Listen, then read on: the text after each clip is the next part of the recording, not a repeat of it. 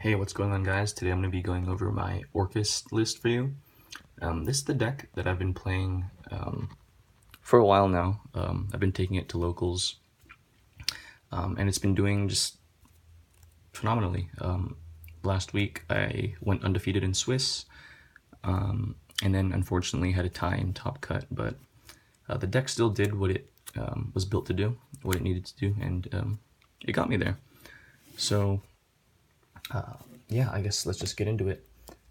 Quick disclaimer before we do go any further, this is the Orcust Danger variant, so if dangers are not your cup of tea, then by all means feel free to click away from the video right now. But if you do want to see a more dedicated, like pure Orcust deck, then just let me know, and I'd be glad to have that for you in the future. That's one of my favorite things about this deck, is that there are like 10 different ways to play it, based on the cards you have access to, and your own personal play style. So yeah, just let me know, and yeah, I'll make it happen. Yeah, this is the Orcust complement. You'll see something like this in every Orcust build. Just the ratio on Harp Horror will change based on player preference from 1 to 3. I really don't think there's an incorrect number to play of Harp Horror. You obviously want to play 2 Nightmare, just because if you only play 1 and you draw it, you won't be able to resolve Mermaid, and that's a feels bad. And then 1 Symbols and 1 Wand. You don't really ever need more than 1 of this. Sometimes it sucks when your opponent has Called by the Grave, but that just means they're a better player than you. And then Wand is part of the combo, so you can summon this off of Summon Sork, and it helps you recycle from your banished pile once you go through your combo. So it's really good. So just 6 Orcusts. I think this is working just fine for me right now. And then this deck's win condition is literally to just put 2 monsters on field, make a Nightmare Link, and then make Nightmare Mermaid to get Orcust Nightmare out, to get Orcust Nightmare onto the field, so you can start link climbing up into your Bardiche Azathoth combo, or a Boral Sword if you're going second. So you want all of your normal summons to be super impactful, and you want them to push your game state forward. Focus, please. There you go. And Phantom Skyblaster is a card that does that. It just spawns a gajillion tokens on its normal summon. So yeah, that's pretty good in Master Rule 4. That's why we're maxing out on this, just because if you open this, you at least know you have full combo. And then the same reasoning applies for the New Space Connector and Aqua Dolphin. Connector is 2 monsters in 1 card, because it gets you your Aqua Dolphin. And it also just forces out your opponent's like interactions, like their especially hand traps. If this comes down, your opponent will be forced to like Veiler or Ash it, just because if they don't and Aqua Dolphin comes out, and they wait to hit Dolphin, it doesn't matter, because they've lost their card anyway, and you still have 2 monsters on field to make your combo. So that's really, really good. So we're just playing 6 normal summons. I guess Aqua Dolphin's technically a normal summon if you draw it. It's not too bad. It's like a pseudo Garnet, but like as long as you don't open like these 2 together, it's not awful. But yeah, like normal summoning Aqua Dolphin is still fine as long as you have an extender to follow up with. That's still combo. So I'll play those. And then of course we're playing the little Destrudo and Merman package. The ceiling on this is just so incredibly high. Yazi into Mermer is just game ending. In a lot of situations it helps you push through negates going second. But of course you are required to play this brick that is Mermer. Every time I draw this card I just want to shoot myself. But it's an engine requirement. I do side it out when I know I'm going first, just because Yazi won't give you any value, and I'm not playing what's it called, Borlode Savage Dragon in this deck. But yeah, these are just free monsters that summon themselves from hand or grave. So that's going to be a recurring theme: monsters that summon themselves, and cards that turn into 2 monsters. And then the PKs for the Bardiche requirement for the PK engine. I don't know. I'm still like not quite sure what the correct ratio is on these. I know like most like standard lists that play the PK engines play 1-1 because that's like the bare minimum you need to resolve Bardiche. But I actually just think the PKs are super powerful on their own. So I was playing 2-2 for a while and then 2-1, just because I like to be able to reuse Bardiche's effect past turn 1. And you can only do that if you have more PKs in your main deck. So who knows, I might go back to playing more boots in the future. But for now, just 1-1. It was fine. Greffer, because it's Greffer, it turns on your dangers. It puts your Orcust Nightmare, your World Wand in the grave if you draw it. It puts cards in the grave that you want in the grave, so yeah. And then off to the cards that we're all sick of. We play 3 Nessie, 3 Jackalope, 3 Moth, and then 1 Bigfoot, 1 Chupacabra. These cards really don't need any explanation. They're all just upstart goblins that replace themselves, and they just filter through your deck, and they provide extra bodies for your link summoning. As you can see, I don't have access to Tsushinoko. If I did, I would definitely either cut 2 Moth and the Chupacabra to play 3, or 1 Moth and these 2 to play the 3. Just because I think Mothman's really good too, because it helps filter your hand.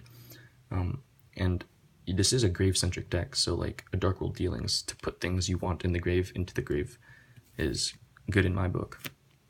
You just have to be careful with this, because you have to remember that your opponent also draws a card. So sometimes if you're unlucky like me, you'll resolve this and your opponent will draw into Veiler and then just hit your Nightmare Mermaid, which feels bad.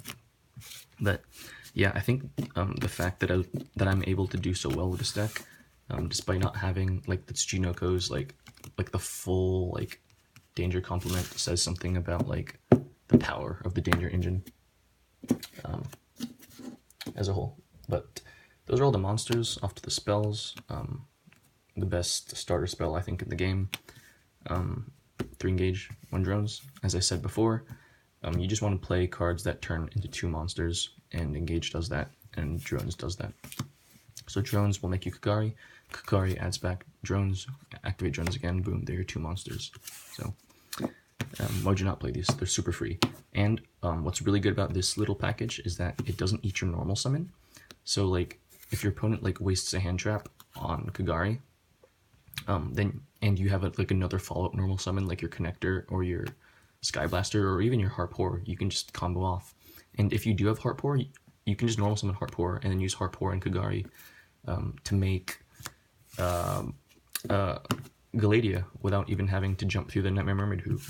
So that's really good too. That's why, that's another reason why I like playing multiple copies of Harpour. And then because, we like our mermaids and our summon sorceress to resolve, we play 3 Called by the Grave. This was originally in the side, but I moved it to the main because now Salamangreat Great is like the deck to beat, and this card is really good against that deck. And this deck kind of collapses on itself if you get hand trapped in like the right spot, so you just want to make sure you don't lose to like things like that. It's pretty decent against Sky Striker too, because you can hit Ray just preemptively, so not bad. And then for the one-ofs, rank up launch, engine requirement, Rhoda for your Greffer, your Connector, and in weird situations for your PKs even, and then 1 return, just so you can get value off of Galatea. I was playing Babel alongside Return for a while, but I just realized that Babel is only really good if you're playing Topologic Bomber Dragon in the extra deck, which I'm not, because that way you could regek your opponent multiple times. So I just cut it, and it's been just fine. And Return to draw 2 cards is pretty good. It can give you some follow-up play as well. Helps load your grave. And then the last 2 cards in the deck are just the 2 traps, Brigadine, Fogblade. Again, they're part of the PK package, engine requirements. Sometimes I want to play a 2 Fogblade, just because like this card's also really good as an extender, like past turn 1. If your like Bardiche gets killed and this is in the grave, you can banish this, bring back your Bardiche, and then keep using it. That's another reason why I want to up the PK count just for more Bardiche abuse past turn 1. But it's been fine. So that's the main deck. I guess we'll do extra now. Shout out to these Valkyrie tokens. They were super loyal to me throughout the entire tournament. They had my back. But yeah, for the extra deck, Nightmares, these are utility. This is like your win condition. You just want to make sure Mermaid resolves as often as possible. So you just want to force your way through your opponent's negations, and then make the Mermaid. And I play Cerberus just because you need like a way, you need a Nightmare to burn going first, and Cerberus is usually like the go-to, because I think Phoenix and Unicorn have like better utility past turn 1, but it depends on the deck you're playing against, so just adjust your strategy accordingly. Kagari because of the Hornet Drones, Galadia because it's an engine requirement and it helps recycle your Orcust engine. I really want to play Lungirsu so I can side Eradicator, but the extra deck space is just so tight that I don't know. I can't find room for it at the moment.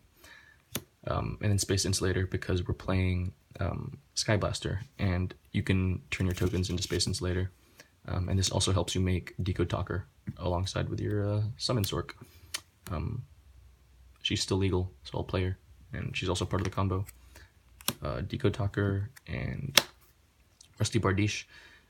You make these two every time you do the combo, and if your hand's good enough, you can make Decode as well, just for extra layer of protection against things like Standby Phase Twin Twister, and then Dino Wrestler Pankratops. And he gets really big too, so I play him over Savage Dragon.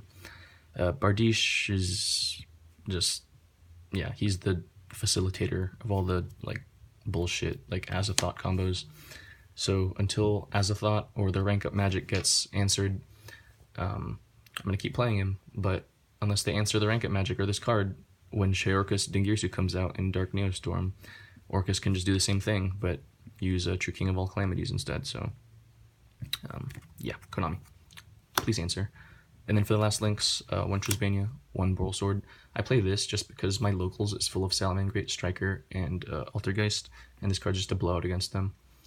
Especially against Striker, when you can give them a Kaiju and then make this and watch them cry as you banish their back row. It's hilarious. And then Boral Sword just game on legs, so you play it. Xyz, Redoer, as a thought. Redoer is just like really good by himself too. Like depending on the matchup, like against Sky Striker, as a thought's not great. So like just making Redoer with like a trap under him is just like really good against that too. And then you can start picking away at your opponent's resources, and you can just dodge and float and keep coming back and keep eating the resources away. And then the last card in extra deck is just Yazi for the Mare, for your going second pushes. So I guess I'll go over the side deck really quickly. Of course, it's tailored to your meta, so my side deck choices are going to be different from yours. Kaijus. For the mirror and for Striker, this is really good against the mirror. So you just give your opponent the Kaiju with your main phase priority, and that's really funny. It feels really good when you do it, but it feels really bad when it happens to you. And then for some reason, I was playing 2 Denko. This was awful. I would not side this in this deck again. I don't know. I was saying earlier that your normal summon needs to be like super proactive, and while Denko is like really good against Striker and like Salamangreat, it's just like, yeah, I don't know. Because like when people know that like you have Denko, they'll just shotgun their floodgates in standby, and you know Denko doesn't do anything. So that'll definitely get cut for like maybe Ash Blossom in the side. 2 Pankratops, I think they should have been 3, but 2 is just fine. This card's really powerful, deserves like an ulti OTS reprint. And then because we hate back row in this deck, 3 and 3.